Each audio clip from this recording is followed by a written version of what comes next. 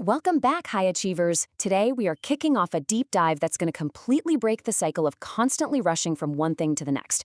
We're setting the stage for a massive mindset shift here. We are going to dismantle that stubborn, artificial sense of urgency that dictates our modern lives and show you exactly how to reclaim your time and your mental peace. If you've ever felt like you're running out of time, even when you're literally doing nothing, well, you're in exactly the right place. I want you to be honest with yourself for a second. Why does a completely empty schedule still feel like a full-on sprint? You know exactly what I mean, right? That tight, anxious feeling in your chest before your feet even hit the floor in the morning? Why is it that even on your lightest days, you find yourself doing those frantic morning hostage negotiations with your alarm clock? You know the math. Okay, if I skip breakfast and don't wash my hair, I can save exactly 3 minutes. You weren't even that busy yesterday, so why does today already feel like you're desperately falling behind? Okay, let's dive right into section 1. The hidden cost of artificial urgency. We really need to examine the hidden cost of this artificial urgency we've all got into. Culturally, we're fed this myth that moving faster automatically produces better results. We're led to believe this frantic pace makes us high performers. But in reality, trying to speed everything up is exactly what's keeping your brain stressed, stuck, and totally exhausted. Just look at this 40% figure. Psychologists call this the planning fallacy. Basically, humans consistently underestimate how long tasks will take by about 40%. That quick 15-minute task you planned, yeah, it's going to take 25. That 5-minute email, try 12.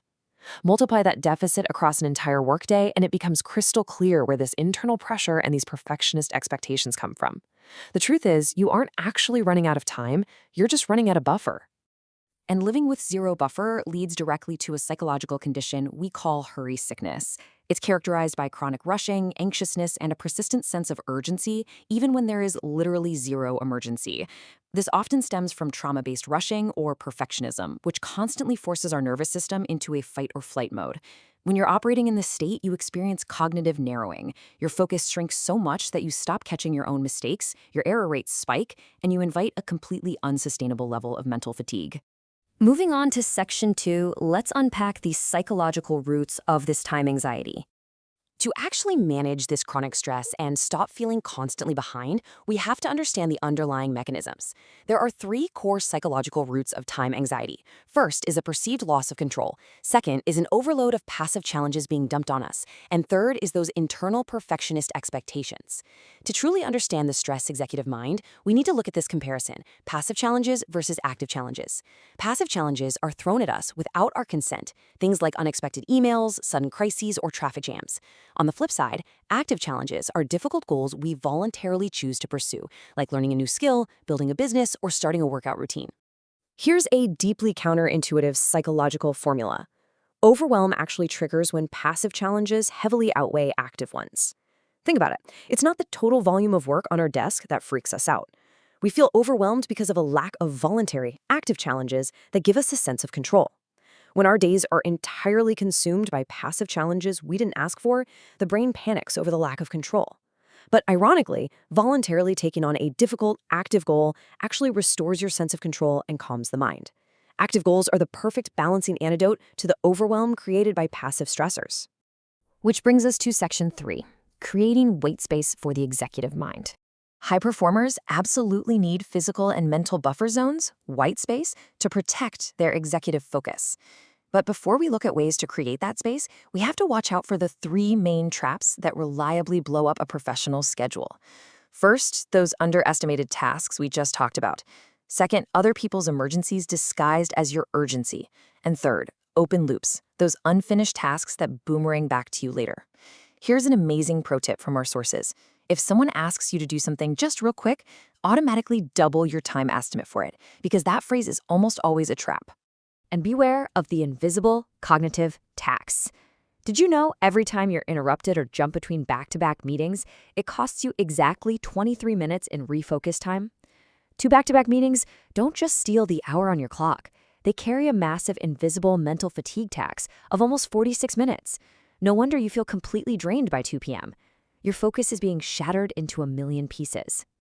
To combat this mental fatigue and actually build some calmness, we need targeted routines. Here's a customized 5-minute evening buffer routine for high performers that uses 3 simple rituals. First, pack your bag and place it by the door. Second, lay out tomorrow's clothes. And third, prepare your default workstation. The whole strategy here is to create mental white space by doing the heavy lifting the night before. When you design this sequence, the first 30 minutes of your morning requires zero micro-decisions. It creates an instant mental buffer, saving your brain's energy for the stuff that actually matters. Let's shift gears to section 4, using the 5 senses to stay in the moment. But what happens when you're right in the middle of a stressful day? When time anxiety peaks and your mind is racing into the future, you need immediate relief. So we're going to use the somatic 5 senses grounding technique, which is incredibly powerful for instantly disarming that artificial urgency. But first, let's try a quick breathing technique to reduce daily stress. Together, let's take a deep breath in through the nose for 4 seconds and exhale out the mouth for 6 seconds. Okay, one more time. Perfect. Now let's engage the 5 senses. Notice what you see around you, the colors, the light in the room. Notice what you feel, the temperature of the air, the chair beneath you. Notice what you hear in the background. Notice what you smell, and finally what you taste. By physically anchoring yourself to your environment using your 5 senses, you literally force your brain to stop sprinting into the future. It's a professional stress management tool that instantly boosts focus and cuts through mental fatigue. All right, moving to section 5, mental strategies to end rushing. To end this rushing for good, we have to fundamentally reframe how we view our tasks and our time. To help with this cognitive shift, you need a powerful affirmation to stop hurry sickness in its tracks. Just repeat this to yourself. My life is not a race. I do things at my own pace. Repeating this simple phrase acts like a cognitive circuit breaker. It stops the brain from falsely processing ordinary, everyday tasks as life or death emergencies.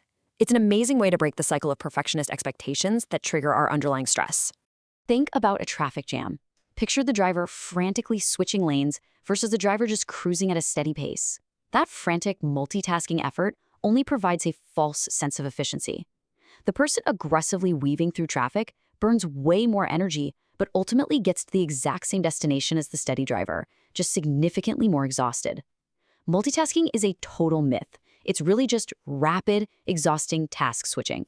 Let's summarize the core actionable takeaways for your guide to slowing down daily life. Enforce the 60-second rule to close small open loops. If it takes less than a minute, just do it immediately so it doesn't clutter your mind. Set strict office hours for responding to messages so you aren't at the mercy of everyone else's timeline. Voluntarily take on an active challenge to balance out passive stress.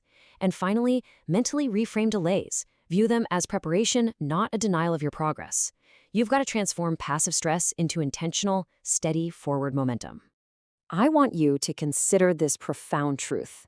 A tree does not rush its seasons or force its fruit. It simply exists in harmony with natural cycles. Real growth, deep healing, and genuine high performance require alignment, not acceleration. When you stop fighting the natural rhythm of life and start working with it, you aren't slowing your progress down. You're actually building a much stronger, far more sustainable foundation for success. All of this leaves us with a pretty provocative question to ponder. Are you willing to trust time instead of fighting it? Can you let go of that frantic, fake illusion of control, disarm the artificial urgency, and finally reclaim the actual life you're living right now? Take a deep breath, trust the journey, and watch as all the things you've been desperately chasing finally have the white space to catch up to you. Thanks so much for joining me for this explainer, and take care of yourselves out there.